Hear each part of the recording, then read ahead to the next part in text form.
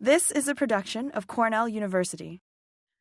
So today I'm going to talk about morphogenesis and design, and how through the intersections of these two important topics, we can find design drivers and rules for new approaches to responsive and adaptive architecture.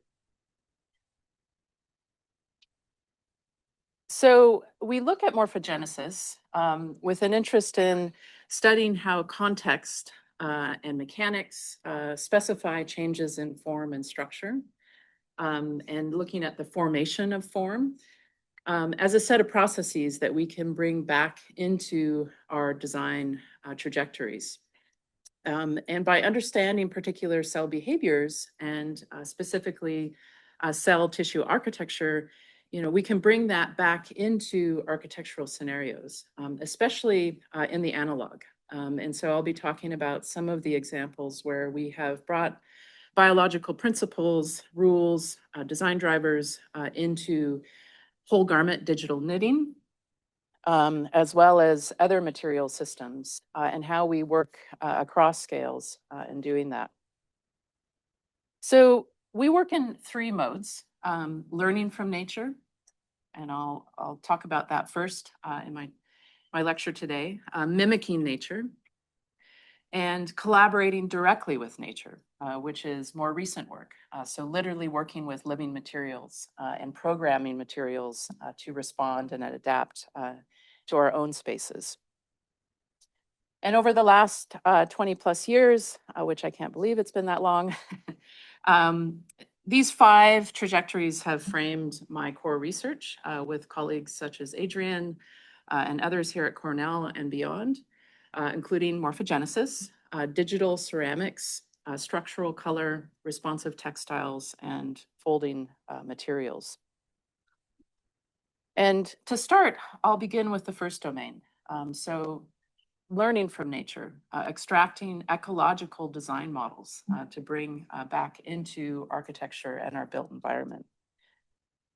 And as Adrian mentioned, in 2005-06, I launched a hybrid research and design lab called Lab Studio with the late Dr. Peter Lloyd-Jones. I did my MArch, a professional degree in architecture at Penn, and I was fortunately invited to teach shortly thereafter.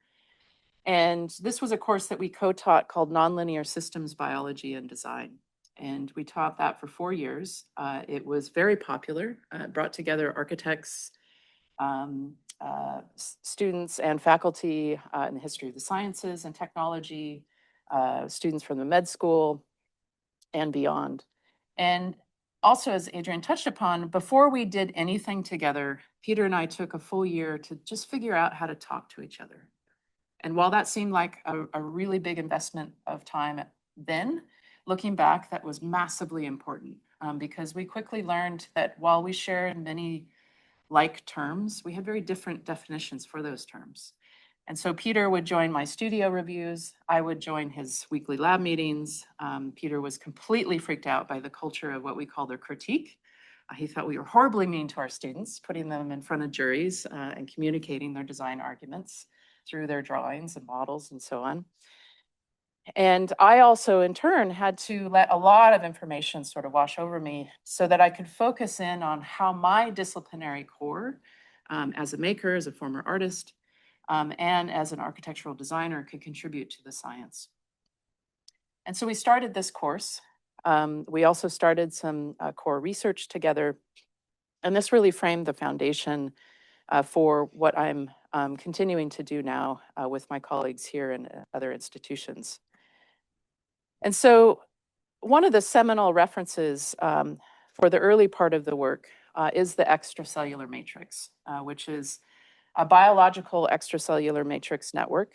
It's a dynamic protein environment that physically and chemically couples the exterior of the environment of the cells with their interior and vice versa.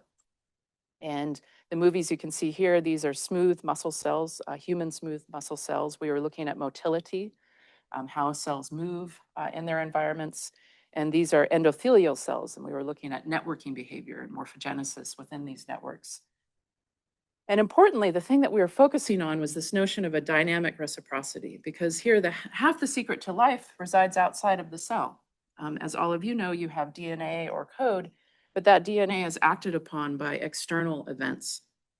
That just absolutely blew me away as an architect in terms of looking at these dynamic feedback loops, these circuits, this inextricably linked set of scenarios with the environment, and how that specified changes in form, context, program, history, event, geometry, materiality.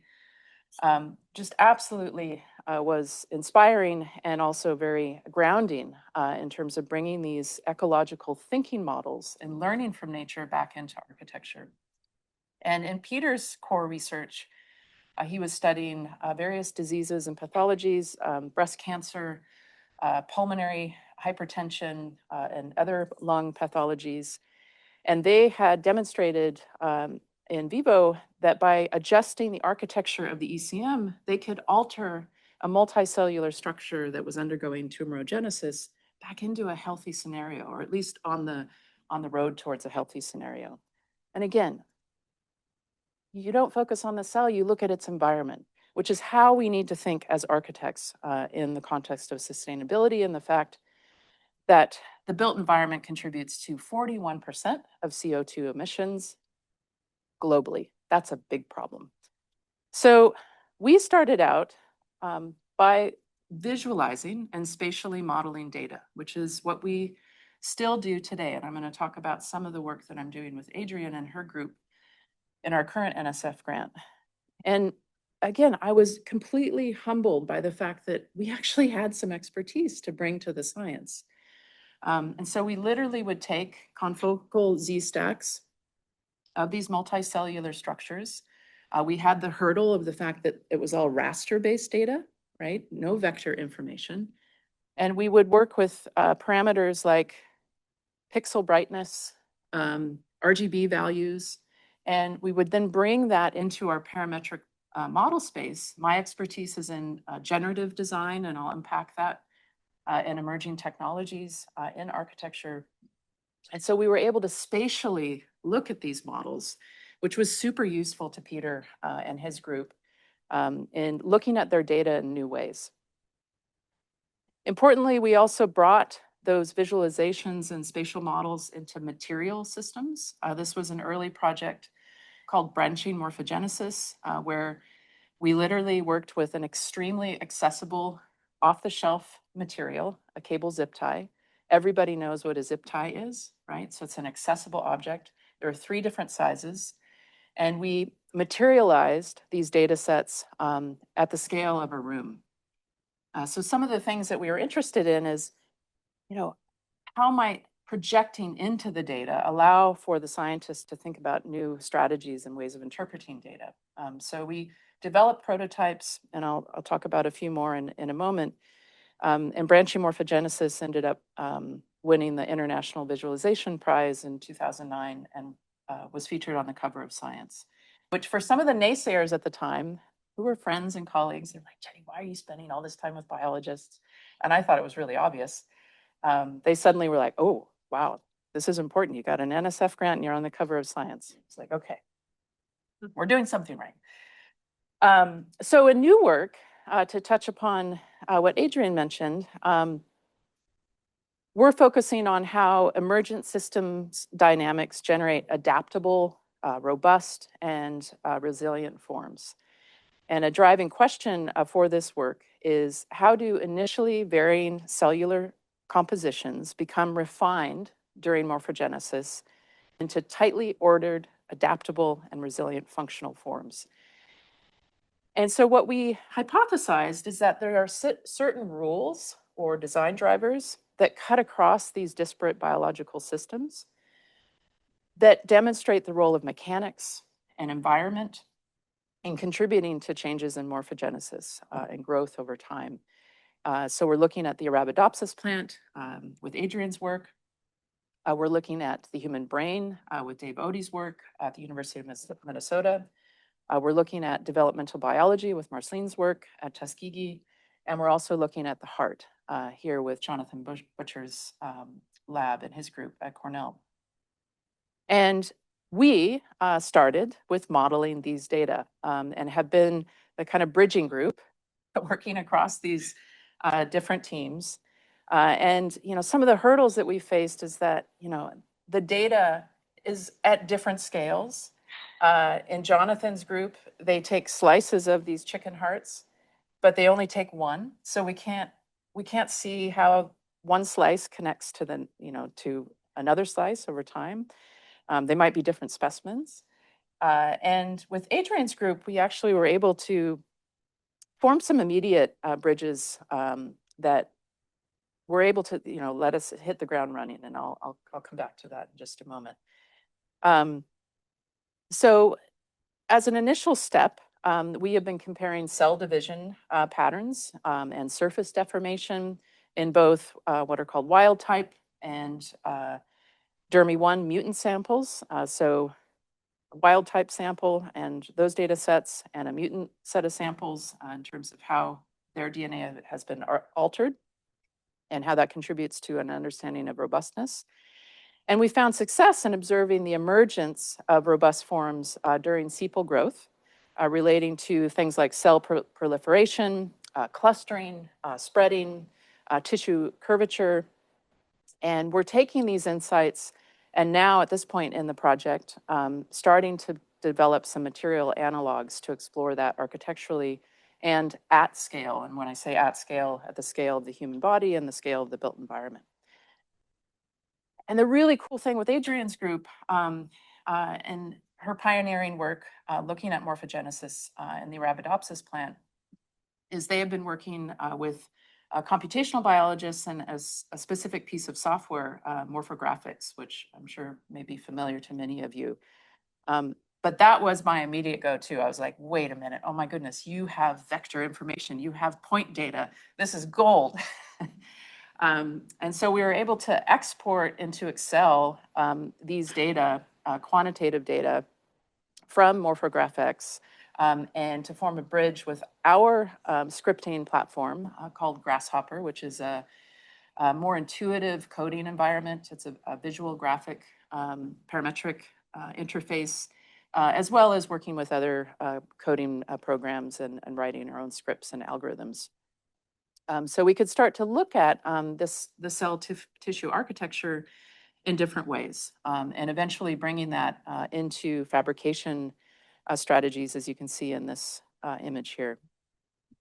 So how have we done that? Just to unpack it a little bit. So as I mentioned, we take data from Morphographics that gets exported into Excel, and we import that into Grasshopper 3D. So we're working in a 3D parametric space. And when I say parametric, a good example would be if I want to parametrically draw a line, I don't just draw that piece of geometry. I would construct the relationships that make that line. So what are the two key relationships that make a line? Endpoints, right. And those 2 points have X, Y, and Z data. So I have those 2 points, and then I can create a relationship between those points, which would be my piece of geometry, a line. But as you can imagine, if I had 15,000 points, right, I could then create a rule based on proximity for those connections, and suddenly I have this amazing set of connectivity. So that's how I design in architecture, which is different from what we might think of a typical design process, where you might think of the architect as authoring the napkin sketch, right? The partie diagram, the big idea, and then you design towards that diagram, which is a more linear process, much more top-down and deterministic. And what I'm interested in is, what if we turn that upside down and say, okay, what if that is an emergent diagram? What if we think about architecture actually more like nature and as composed of a set of relationships? So that's what drives the way that we develop these tools, which also means that we don't have to redraw everything. We can just adjust relationships and look at things accordingly. So these are just some screenshots of how we're working with that, basically starting with points, and then we can rebuild those data sets spatially and parametrically in our 3D modeling software.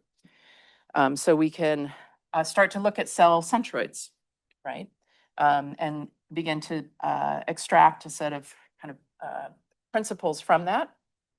We can also deepen that a bit more in terms of properties, and we can pick certain cells, right? And this again is true to the data that we've extracted from MorphoGraphX.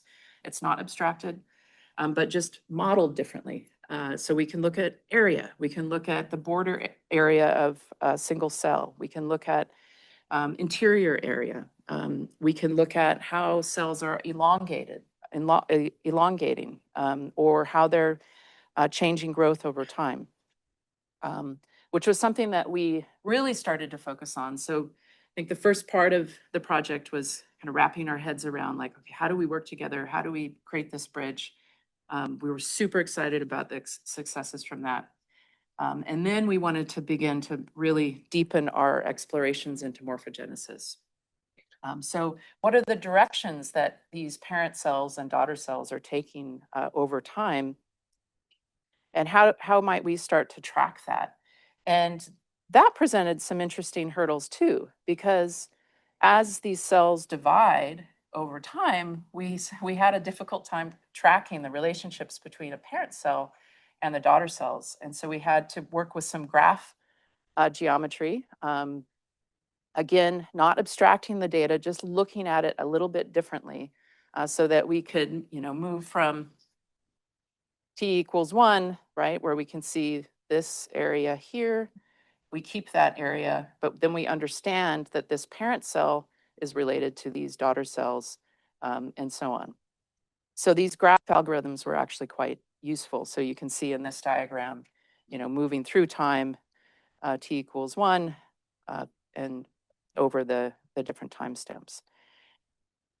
And then we could start to look at things like changes in tissue curvature, and analyzing that as a visualization in different ways.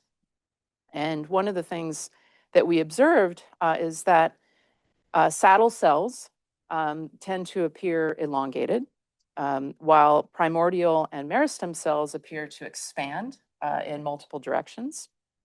And most of the changes in surface curvature are shown in the primordial and meristem regions. And then I thought it'd be really interesting to animate that. So what we're looking at are what I call cell centroid not trails, tails. We call them tails, but they could be trails. But this was just another way of looking at that same data over time and looking at the changes in direction, right, between parent and daughter cells over a timescape. Then we started to look at elongation, right? So stretch ratios through time points. And some of the observations that we made in modeling this is that saddle areas exhibited the slowest growth rate. And this is an approximation, so roughly 25%. Meristem exhibited roughly a 79% increase, and primordial exhibited the fastest growth rate at more than 2 times. And then we started to bring in our ability to fabricate these data. Early on, just going back to Lab Studio, another thing that Peter and I were really obsessed with was like, what if you could hold your data, right? How might that allow you to kind of project into it in different ways? And so we bought a powder-based 3D printer in 2009. And from the very beginning, I was interested in not just printing out representations of these cell tissue architectures, but using it as a way of looking at part to whole relationships, also maximizing the build bed of the printer, right? So if you print out units and understand how those units come together, you can actually create much larger prototypes. So we printed out a whole series over time for Adrienne and her group. We also started to map these behaviors. So everything that I just went through, we started to look at that more holistically, looking at elongation and as we were talking about, the kind of saddle regions versus the primordial and meristem regions, zooming into that a little bit more, starting to visualize that with geometry, so minimum distances and maximum distances, looking at where these cells were touching, right? And the kind of tangencies.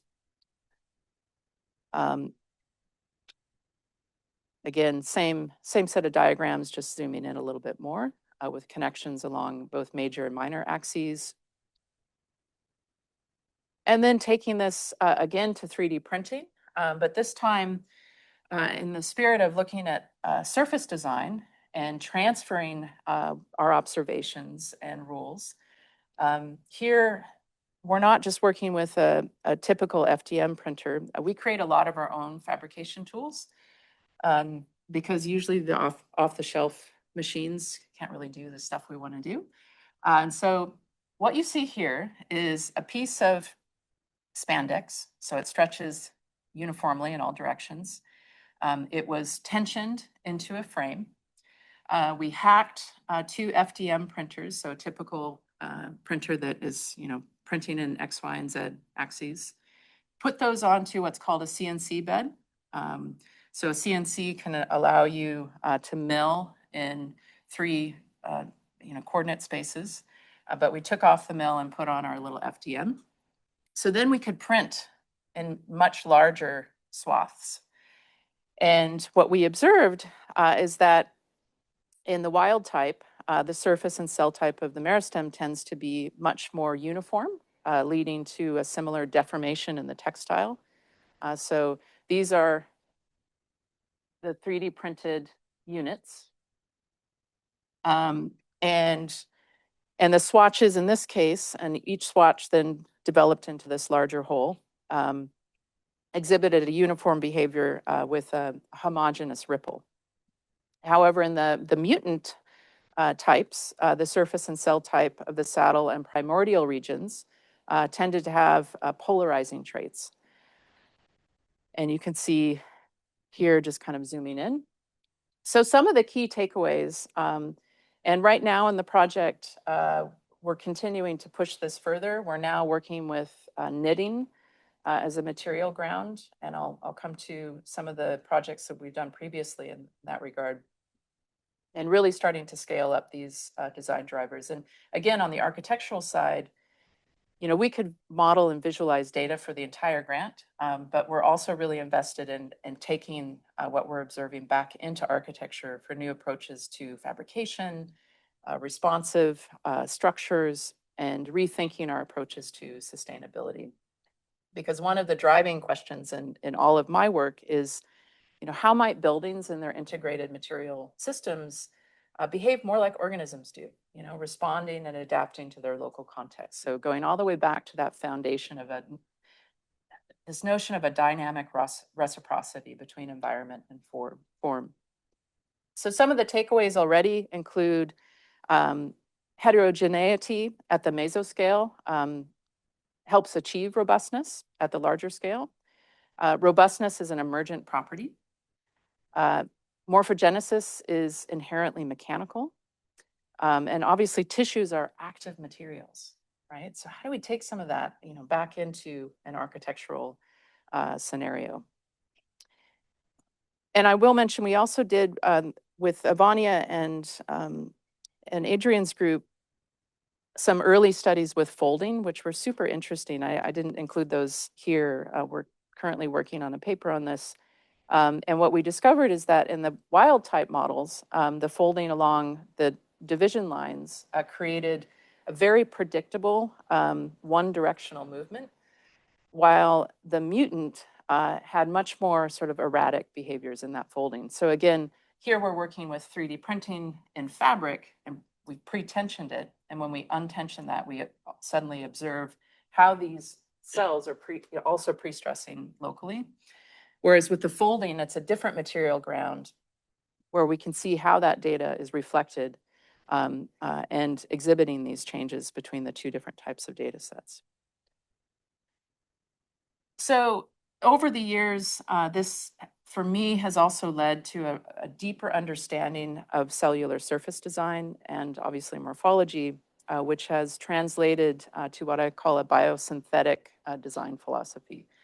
And as Adrian mentioned, I have both my lab here at Cornell, but I also have a practice. Sometimes I don't know why I try and do both, but I'm really invested in how what we're doing in the lab is applied, and importantly, working with communities. We do a lot of engagement work in my practice because one of the things that I'm really deeply committed to is that these types of architectures, as you can, I think, see with Polyform, resonate with people.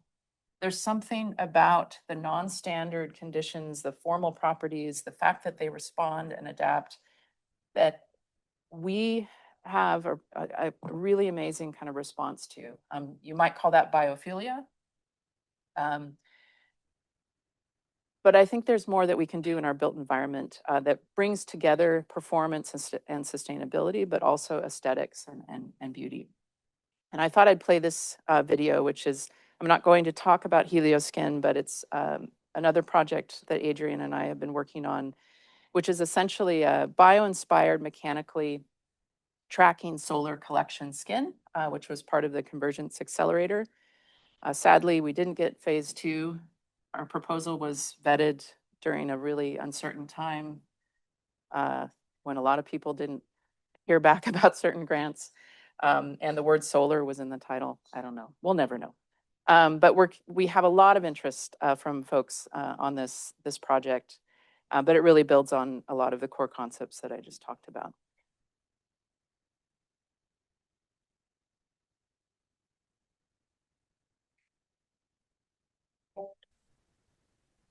Helioskin is a super exciting new project where together we are bringing solar to life with a number of amazing scientists. We've discovered that the best way to track the sun is at the global scale of the surface, rather than energy-hungry components that are mechanically tracking and potentially breaking down. We will have tracking at the whole surface and also working at a very slow pace.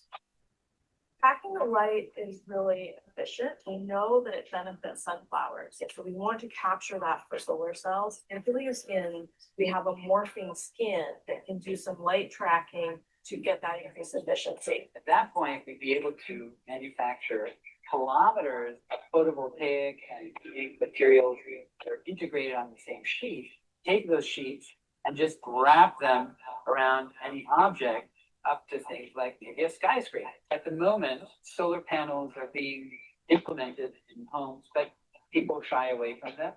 Part of the problem is the cost, and part of the problem is many solar panels are just ugly. How do we make solar attractive so people actually find it usable and interesting from small scale all the way to building scale? Imagine a skyscraper wrapped with these incredible geometries and forms to invite people to get involved, get excited, and fundamentally bringing people together, bringing solar to life. So that project is ongoing, but the work that we're doing with Adrian is really focusing on the tracking, and the bio-inspiration is looking at photosynthesis in plants, as you saw with the sunflowers.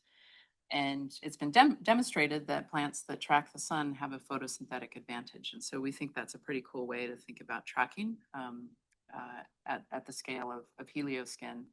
And there aren't that many products out there, if at all, that feature PVs integrated into lightweight membrane systems. So we're excited to push that forward. Some of the other concepts that we embed in our work include this, that nature is resilient, not necessarily efficient, at least in the ways that we define efficiency. Nature's in it for the long game. And in some ways in architecture, our approach to sustainability, and it's shifting, especially with things like circular construction, circular materials. But we have a system in place that's kind of a checkbox mentality, right? So, a LEED rated building has to meet certain criteria, but it doesn't holistically look at maybe the building that was on the site previously that was torn down to build a new one that's like a platinum gold LEED certified building, when if you look at it over a kind of longer set of phases, it might be actually super unsustainable. And nature looks at that at all time scales. We think that's an important way to think about this. We also embrace transdisciplinary design. with a focus on problem and knowledge generation, at least at the start, over immediate problem solving. So it's not that we're not interested in solving problems, we obviously are, but instead of, and this goes back to this notion of generative design, right, and emergence, instead of starting with a predefined problem, we allow for that problem space to emerge through a shared collaborative environment.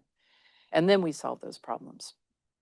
And so my lab here is very connected to my studio practice. For those of you that like ice cream and you've been to Purity, you may have seen a sign in there for my practice. The office is on the second floor, just next to the ice cream shop above a running store, which is a fun little sandwich to be in. And we work at urban scales. I'll touch upon this really briefly. This is Lumen for the Museum of Modern Art in New York City.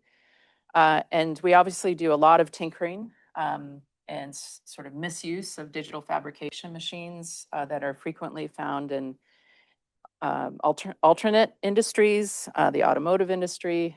This is Sola, my 6-axis industrial robotic arm. We now have a large suite of these guys, and we try to do things with them that they were not designed or engineered to do. They were designed to do repetitive tasks, and we want them to do things more like what nature does in their toolpath design.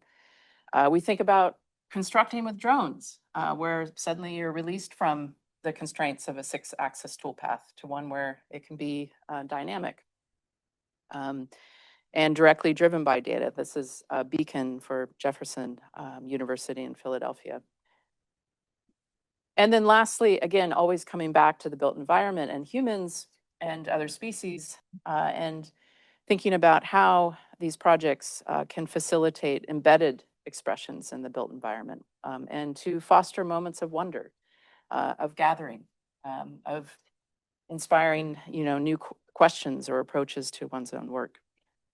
And then, as I mentioned, importantly, we also contribute to the science, primarily through visualization and spatially modeling data, but also bringing our expertise in fabrication to materialize these data sets in novel ways.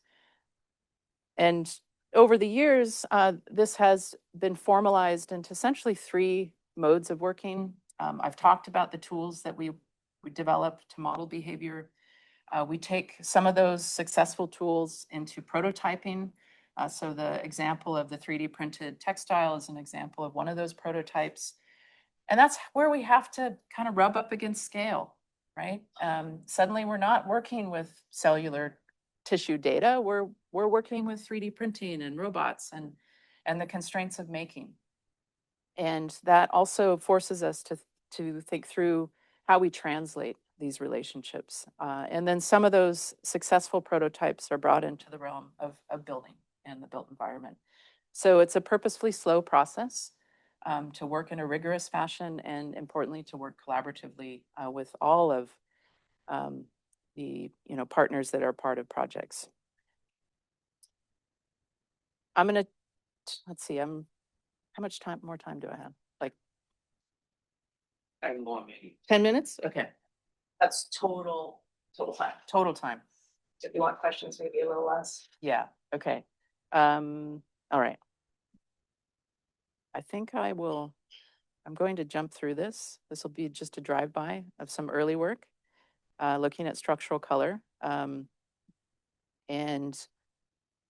this work ran concurrently. This was with Xu Yang, who's a material scientist who actually did her PhD here at Cornell and is now at Penn, who engages in biomimicry in the true definition of the word.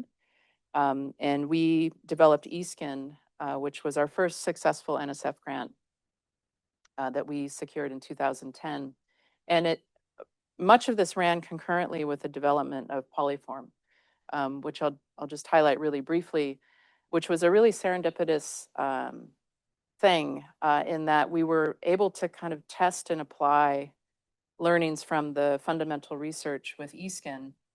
And we had proposed to the NSF to develop thin film technology to be integrated into existing energy-hungry buildings or new facade design. One example I'll give you is that in high-rise buildings, to reduce the amount of heat in a building, you have what's called frit patterning, which just blocks a certain amount of UV, but doesn't block one's view from the interior. And we thought, well, if we could create a skin that could, based on principles of structural color, dynamically switch from opaque to transparent or change its color, we could selectively block UV where we needed to do it at a given time point in the day. We could also think further about this notion of personalizing architecture. What if you could create a window on demand, right? And we demonstrated that in the lab with Shu. We spent 2 years helping to design the grids and the gradients for these organic polymers. This is a PDMS polymer, and it's been fabricated with photolithography. And basically, when you stretch a piece of this, we call it E-skin, all of these little pillars that you see here would change their orientation, right? So I'm stretching it, so it's undergoing a mechanical change. And at a particular wavelength of light, interacting with those geometries, we can, at our scale, at a macro scale, so human perception is really important. We can dynamically switch from opaque to transparent, as you can see here, or change the color. And so we could do that at a human scale. And so we were able to really push that. We did develop a final prototype. This took us 2 years. We developed entirely from scratch. This is now in the permanent collection at the Froc in Orléans, just outside of Paris. And this was the grand vision for where we could take this next, which I think an industry partner like Kodak in Rochester would be really, really awesome to bring on board. And as I mentioned, running concurrently was Polyform. Human Ecology commissioned me to develop this project. I ran this through my practice. I've learned the hard way that running a big project through a university context is really difficult. So I ran this through my practice, which was great because we could separate the research from this built work. And the core mission of the project was to embody the mission of human ecology. They share synergies with the work that we do in terms of integrating science, technology, and human-centered design, but also to really treat this as an experiment, to create a destination on campus. And so in terms of scaling, this structural color in this sense was achieved through what's called a dichroic or wavelength dependent thin film, and it's laminated between the two tempered glass sheets that you see on the exterior threshold. So light reflecting from and refracted onto the glass changes color and grows warmer or cooler, more opaque or transparent. And I'm sure you've seen that it is highly transformative depending on the quality of the day or if it's gray and snowy. And obviously this is not pigment based, but it has entirely how to do with how the film is selectively interacting with the light through interference and reinforcement of certain wavelengths of light. And in turn, how we perceive those changes. And for me, again, I see this as a demonstrator project. It's permanent, but for me, it really resides in that prototype phase, something that as a material system, could be scaled into other applications. And I will mention that we did tons of simulation, which was informed by the rendering software that we developed to model the data from the eSkin project. We built physical models and put them in the site to look at the changing conditions of the sun path. That informed the flat sheet stainless steel laser cut or plasma cut crystalline forms. So the geometries change in the round as you move around the project. So it was all carefully coordinated as an integrated set of relationships. And maybe the last thing I'll say, and then I'll conclude. I have probably 40 more minutes of work to show you, but I'll stop. I also wanted to take advantage of the circulation routes. So as you know, these are primary circulation routes for students, staff, and faculty. We did an analysis of that. So we watched people before this project was built in terms of watching their behaviors.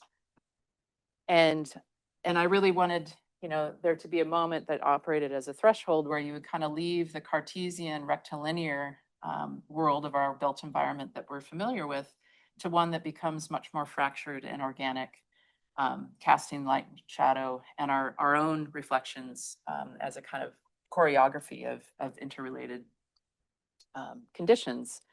And for me, the success of it is seeing how people have taken ownership of it, and that it's really become a destination. So with that, I will conclude, and thanks for your attention. I'll just kind of buzz through these. I won't talk about them. But we do a lot with 3D printing as well. And my background in ceramics has found its way back into the work, and is another body of research on digital ceramics, which is a whole nother story. But I thought I left clay behind, but it sticks with you.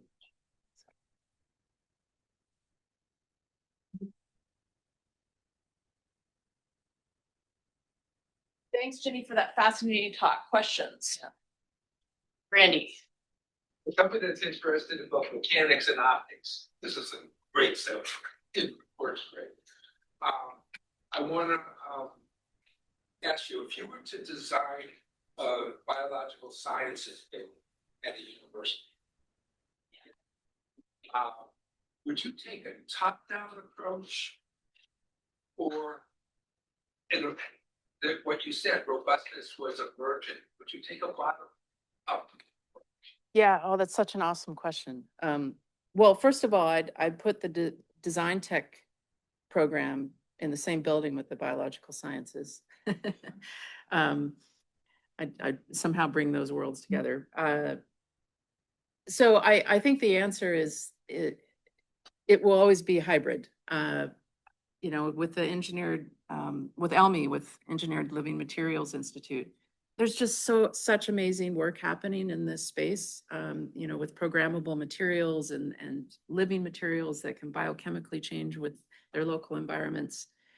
But in the end, you know, we don't want our buildings to be moving and changing all of the time. So I think the answer is that it will be hybrid, and any building project, you always have a point where there's top-down decisions that have to be made. But interestingly, I did run a studio as a kind of experiment that was, the project was an interdisciplinary building program. And the students had them start out with developing a generative and algorithmic strategy that would foster more organic intersections, right? Because I think many of you probably know of buildings where they're supposed to be interdisciplinary and it just doesn't work because the spaces are really badly programmed and everybody just stays in their offices and their labs and they don't mix and mingle and do what the whole thing was supposed to be about. And so we approached it from a bottom-up fashion in terms of thinking about like networks and resilient patterns that would just by the way that you would move down a hallway, force those kind of encounters in a natural way. And then as we started to think about labs and like what you need in a lab space, of course it becomes more top down. And that would be another lecture in terms of talking about our kind of design process holistically, which that happens in my practice a lot more than in my lab, right? So we have things like a budget. We have things like a client who says this needs to open on August 5th. And I'm like, so, you know, you have to stop the process because otherwise you'd never fabricate and build it. It's always a careful management of both. I think both realities exist, and also that both realities exist in biology itself. Yeah, it's a really good point. I would also say that unfortunately, in those types of buildings, there doesn't seem to be a lot of user research, and that would really help if the architects and engineers talk to the scientists who are working in the buildings and the students and, you know, got that information early on to inform a generative process. Yeah, I have a non-scientific sort of technical question. That is, you are running a research lab, but also running your own studio. So how did you solve this CUI issue? Actually? Yeah. Oh, it's a great question. So we architecture owes that to and some of our older colleagues who have since retired. They went all the way up to senior leadership many years ago and argued successfully that practice is a form of research in architecture, which it is. So many of my colleagues have practices, but I'm extremely careful. I have a firewall between the lab and the practice. They're completely different teams, completely different funding structures. And obviously, you are using the knowledge you gained from your research for your studio. but it's not it's never like taking something sensitive and literally applying, like with polyform. That's a great example. First of all, there was no way we were going to be able to scale the e-skin material to something like polyform. Way too expensive and too labor intensive. Like we were creating little films this big, right? Which for Shu and her team was huge in terms of scale. And I was like, oh, how are we going to actually make the building skin? So it's a great example of like a transfer into a building product that we could use that would exhibit similar effects and characteristics, but not taking that directly from the lab. Not directly scale. So far, it's been fine. I've never had a red flag. Yeah. Did you study how the commuting behaviors of people have changed since the polyform installation on campus? No, it's a great question. And we need to do what's called a post-occupancy analysis. So I just walked, when I was walking over here, it's so cool to, people actually go out of their way to walk through it. I do. Yeah, yeah, yeah. Great. I have a question about your work with Adrian. I love the spandex work. I can't remember if it was Byron who showed it in his seminar, but Yeah. it's so cool. And I was curious if that could almost be predictive of the biology, looking at it big picture and mechanically, because you look at the world so different than us biologists. And so like, could you predict what kind of the cells will look like if, you know, this is growing a little bit faster, this is, you know, a little bit delayed, or like, could that be predictive of the biology too? What do you think? We hope so. I mean, in certain ways, like one of the things that Jenny didn't show that Ivania did was put different sort of like primordial regions separate different distances apart.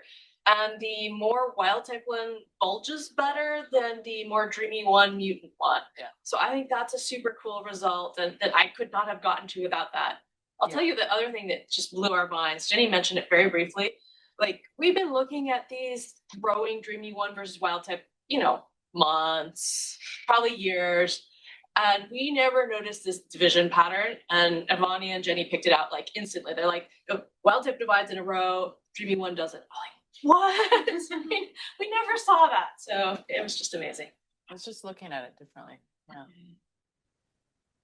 But it's a great question. That would be, we haven't yet done like a series of predictive models. I think we're actually at a point where we could maybe do that, like some simulations. I think that'd be fun. Yeah. It'd be super fun. Cool. It's a Zoom question. Oh yeah, Zoom. Let's see. So the question is, are there any plant material properties that you wish were present in commercially available products? Wow, that's such a cool question.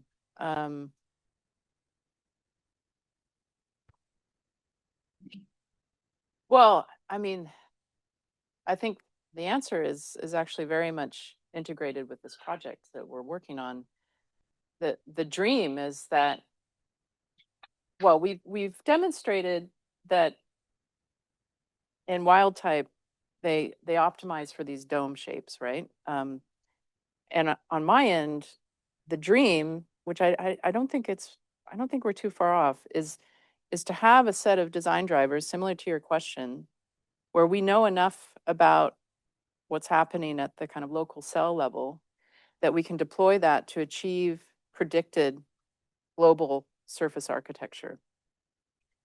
That would be just amazing for lightweight membrane systems in architecture. And that's what I do a lot in my practice, is huge urban scale, lightweight, interactive canopy systems. And everything is integrated and meant to both structurally be both in equilibrium, but to respond to rain, to respond to humans. So if we could predict more and work in a bottom-up fashion, that would be amazing, both at a material level and a structural level. Thank you, Jenny, so much. It's time, so I gotta call it, but Yeah. Thank you. This has been a production of Cornell University, on the web at cornell.edu.